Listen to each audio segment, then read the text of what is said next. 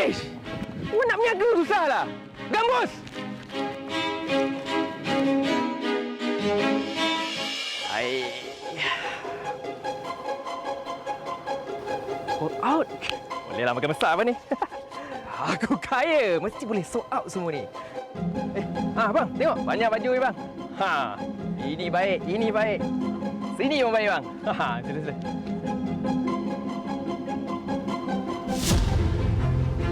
Abang, lama dah saya try nak tukar baju lama saya ni bang. Aku tengok kau ni macam tak mampu je. Kau ada duit ke nak bayar ni? Ni boleh? Boleh. Boleh pula! Kau ingat aku buat semua ni apa? Suka hati? Sukarela? Kau fikirlah sikit. Kau fikirlah. Aku buat semua ni apa? Kau ingat khidmat masyarakat? Ish! Awak nak berniaga susahlah. Gambus!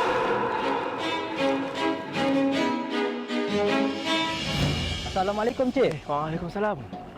Boleh saya minta IC dan lesen perniagaan kat sini? Nak berniaga macam ni kena lesen ke, Cik? Ya, Encik. Memang sini kawasan larangan untuk berniaga. Alamak. So, saya minta maaf, Encik. Saya terpaksa sita dan saman.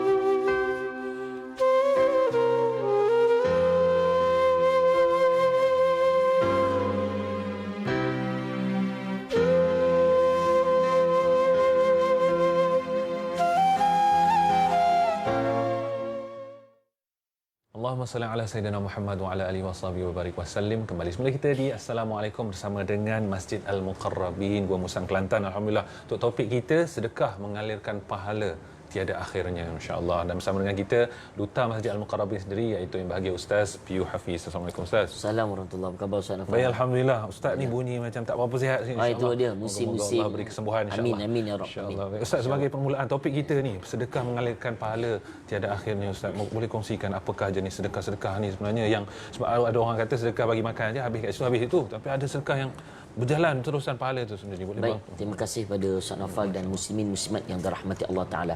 Saya nak bawa kisah yang berlaku pada tahun 9 Hijrah, iaitulah peperangan akhir yang Nabi ikut Ghuzwatul Tabuk. Tabuk ni saya pernah sampai.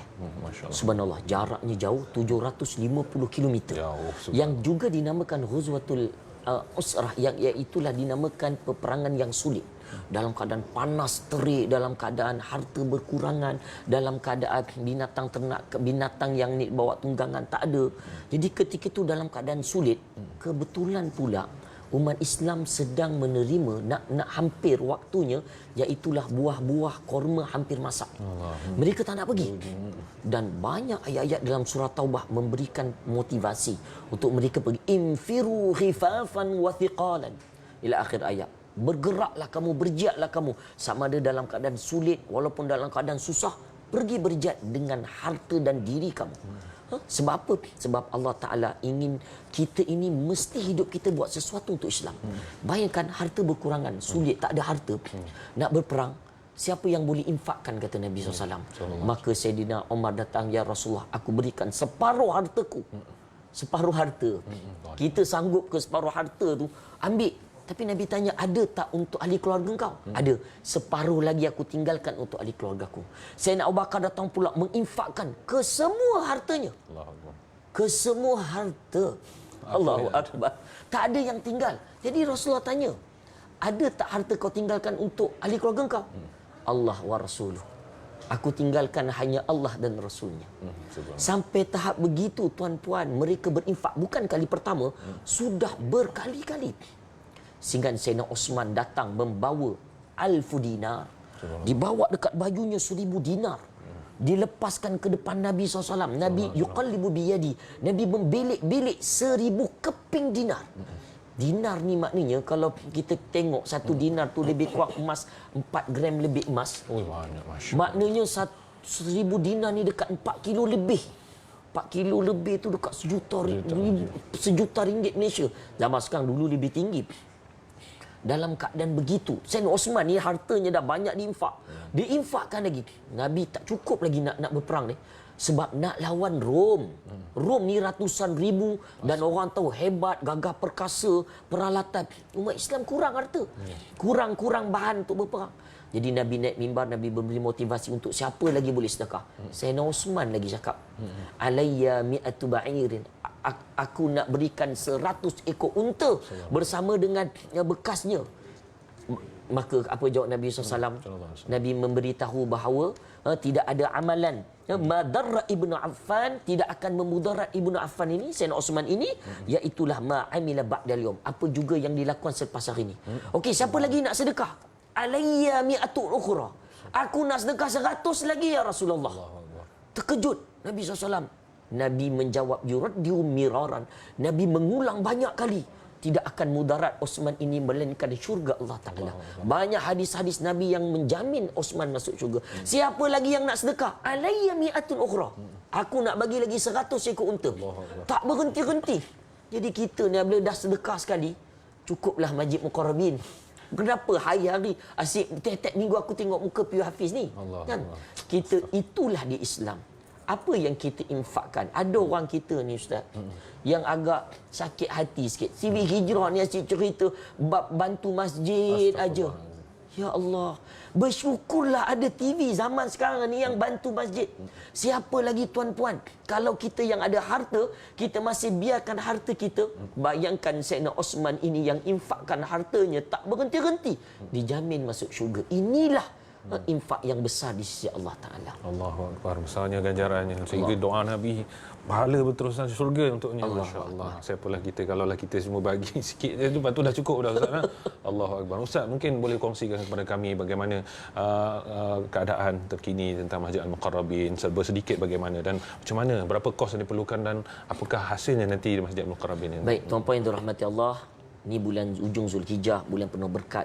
Kita masuk bulan Muharram, bulan yang penuh pengorbanan, perubahan diri kita. Ni masa yang cantik. Masjid Al-Muqarrabin, alhamdulillah saya ucap jazakumullah khairal jaza kepada hartawan dermawan yang banyak bantu. Setiap kali kita keluar ni Ustaz, 20,000 ke 50,000 kita dapat kutip. Kita dah dapat kutip 2 juta lebih. Alhamdulillah kita masih perlukan 3 juta lebih. Kita nak cukupkan 6 juta aja. Alhamdulillah kalau tengok gambar kita, bangunan kita dah hampir siap. Dah berkala-kala, dah siap. Saya dah pergi Ramadan lepas, kubahnya dah mula pasang sekarang ni. InsyaAllah kita berharap dalam masa terdekat, mungkin dalam Ramadan ni. Ni gambar betul ni.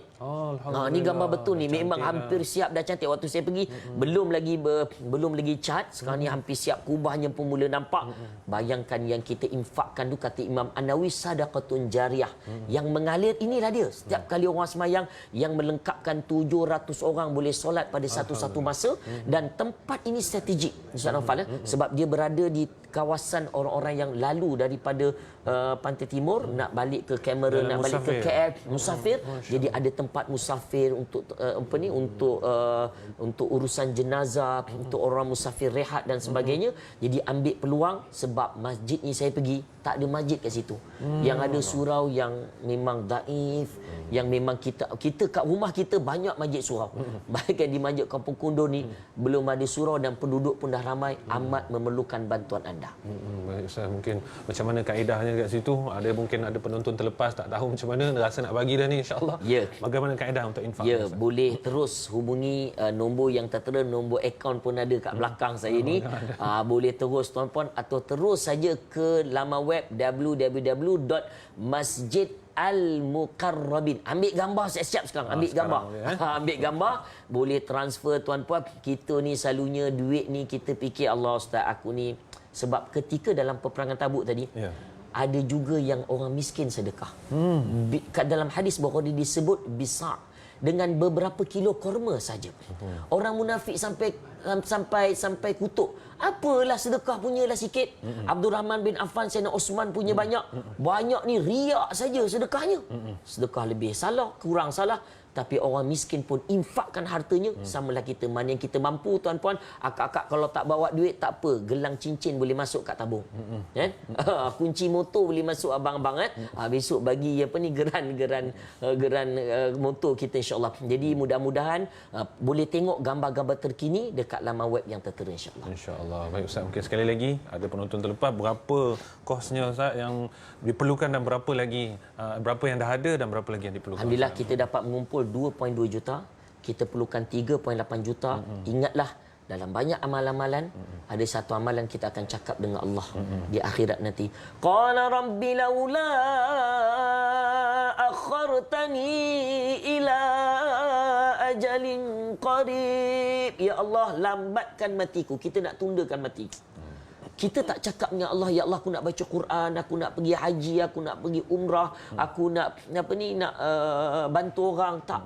Tapi aku nak sebab fa asaddaqa wa akun minas salihin. Ya Allah aku nak sedekah ya Allah.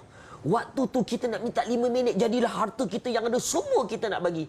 Macam mana dilakukan oleh Sayyidina Osman, bagaimana dilakukan oleh Sayyidina Umar Al-Khattab, bagaimana dilakukan oleh Sayyidina Abu Bakar As-Siddiq yang berinfakkan hartanya Allah. Percayalah, makin kita beri, Allah akan banyak menggandakan amalan-amalan kita insya-Allah. InsyaAllah. Buat apa tunggu dah sehingga hujung nyawa, sedekahlah sekarang insya-Allah.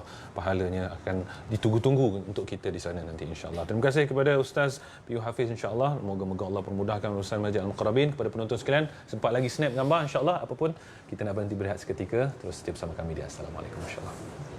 Jika dari golongan orang yang gemar bersedekah akan dipanggil dari pintu sedekah. Ayuh, kita jadikan amalan bersedekah suatu kemestian, bermula dengan berinfak kepada pembinaan Masjid Al-Muqarrabin Kelantan. Semoga infak ini menjadi penyelamat buat kita dari neraka dan asbab kita ke syurga yang kekal kelak, insya-Allah.